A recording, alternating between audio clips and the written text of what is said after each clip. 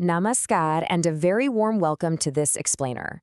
Today, we're going to take a journey back in time and, honestly, maybe a little bit of a journey deep into ourselves, too. We're exploring this truly extraordinary piece of history, a literal day in the life at a school that completely redefined what learning could actually mean. We're going to be unpacking a beautiful historical account that outlines this deeply holistic, harmonious educational model that somehow feels just as revolutionary today as it did way back then. So get comfortable and let's transport ourselves to a place of profound peace and, well, joyous learning. Okay, let's dive right into this. I want you to just visualize this with me for a second. Imagine a school where you aren't jarred awake by some harsh mechanical alarm clock. Imagine a campus literally devoid of four concrete walls for classrooms. Instead, your morning bell is just the gentle, melodious sound of your fellow students singing, perfectly harmonized with the natural waking of the birds and the trees all around you.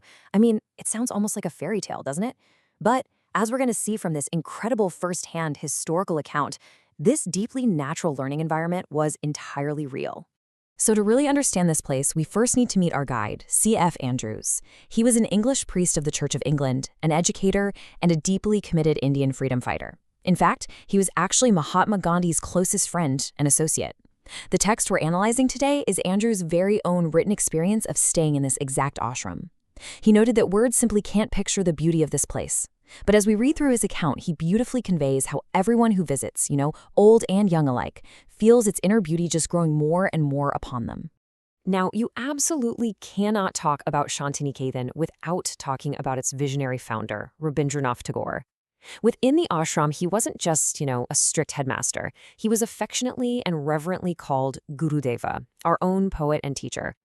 Andrews notes that Gurudeva wrote a song that famously named Shantiniketan the darling of our hearts, and Andrews wholeheartedly agrees that it is entirely worthy of that name.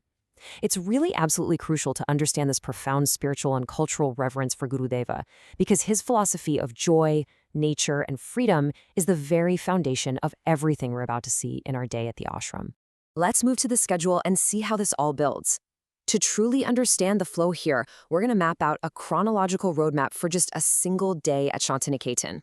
We'll track the passage of the sun, literally from before it rises to long after it sets.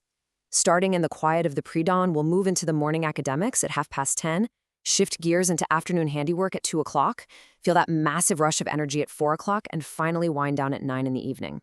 This structured but entirely organic rhythm is really the heartbeat of the ashram. Right, so our day begins in the dark. Andrews writes, long before sunrise, like the birds in our own Amaloki groves, our boys are awake. Just think about that sensory experience for a moment. There's no forced awakening. The boys rise naturally, in complete harmony with their environment, basically mimicking the rhythms of the wildlife around them. It paints this vivid picture of a morning that isn't rushed or stressful, but incredibly peaceful. It's an awakening that actually respects the body's natural connection to the earth and the dawn. And you might be wondering, how exactly is that peaceful atmosphere maintained? Well, through music. The first to rise are the choristers. They walk around the ashram singing their morning hymn. Andrews describes this phenomenal acoustic experience. You hear the voices in the distance, drawing nearer and nearer, and then the sound gently dies away as the choir passes to another part of the ashram, only to return again. He notes that the beauty of the sound in the silent morning air brings a deep sense of joy and reverence, truly giving peace to the soul. And after this, each boy takes his asan, which is a small square of carpet, out into the fields. They sit down on it completely alone to meditate in their own place. Talk about a truly centered start to the day. This quiet morning meditation then naturally transitions right into their academic work. Later on, just before school begins, all the boys gather together to stand in the shade of the trees and sing another hymn. This takes us right into the morning classes, which run steadily until about 10:30. But as you're going to see in just a second, these are definitely not your typical classes. Because there is a stark contrast between conventional schooling and the Shantiniketan method. Most of us are pretty used to enclosed classrooms, large groups, and a heavy reliance on textbooks. But at Shantiniketan, there are no classrooms. None. Literally zero. The boys sit with their teachers in the open air, right under the trees. There are no massive classes either. They're broken down into intimate little groups of just 8 or 10 boys seated around a teacher. And most importantly, there's very little bookwork. A much greater part of the learning is actually carried on through active conversation. The boys learn to openly ask questions and bring their difficulties straight to the teachers. So the crucial point here is how Andrews summarizes this dynamic. He perfectly states, such living education can never be dull. Because the boys are encouraged to ask these eager questions, the teachers in turn get keenly interested in providing the answers. It becomes this dynamic, two-way street. It is absolutely not rote memorization. It's a vibrant, joy-filled exchange of ideas. The environment itself, the fresh air, the shade of the trees, the intimate group size, it all fosters an atmosphere where curiosity is naturally sparked and enthusiastically nurtured. Once that morning academic work wraps up at 10:30, the boys bathe and have their meal. Then, at about 2 o'clock in the afternoon, classes resume. But now, the focus completely shifts. The work becomes chiefly with the hands as well as with the mind. This is exactly where boys discover their own natural tastes. And the variety of these skills is just fantastic. Some naturally gravitate towards carpentry or mechanical work, while others really enjoy the rhythm of spinning and weaving. Some become skilled draftsmen or painters, and others dedicate this time to music. It's a remarkably holistic approach, making sure that practical, creative skills are valued just as highly as all that intellectual conversation we talked about. But at 4 o'clock, the energy completely changes. There's very little bookwork in the afternoon anyway, but by 4, school is officially over, and what happens? A massive rush. The boys literally sprint to get first into the great open fields. Books away, it's time for football, for sports, and for highly energetic games. Andrews proudly notes in the text that Shantiniketan boys are actually famous everywhere for their prowess in sports and games. This physical exertion, this pure, unadulterated play, is treated as a vital part of their daily development. Now notice how the pacing of their day just beautifully mirrors the pacing of the sun. The intense, explosive physical energy of that late afternoon starts to settle down as the light fades. We move from the shouting and running of the sports fields into a profoundly peaceful, joyous evening rhythm as the boys return to the ashram at sunset. Let's just walk through this incredibly tranquil evening routine.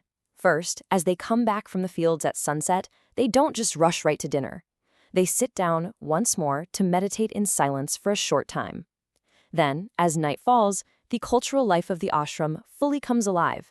Fairy tales are told, short dramas are recited by the students, different school gatherings are held, and of course, Guru Deva's beautiful songs are sung. Finally, by 9 o'clock, everyone is happily tired and really glad to retire to rest. And just exactly as the day began, the choristers go round the ashram one last time, singing their evening hymn, bringing the entire day full circle. And this brilliantly illustrates the ultimate outcome of this entire lifestyle. Andrews concludes his observation with a really powerful statement.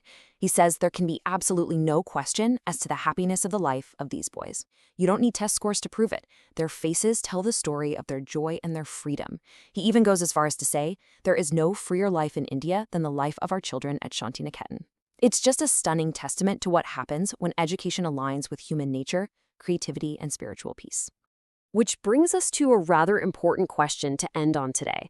Reflecting on Shantiniketan's incredible blend of nature, its absolute freedom, and that visible joy, what vital elements might we be missing in our highly structured, modernized approach to education today? Can we somehow bring a little bit of that open-air conversation, that quiet morning meditation, or that joyous handiwork back into our own lives and learning spaces? It's a pretty profound thought to sit with. Thank you so much for joining me on this exploration of Shantiniketan. Until next time, keep questioning, keep learning, and keep seeking joy in your education.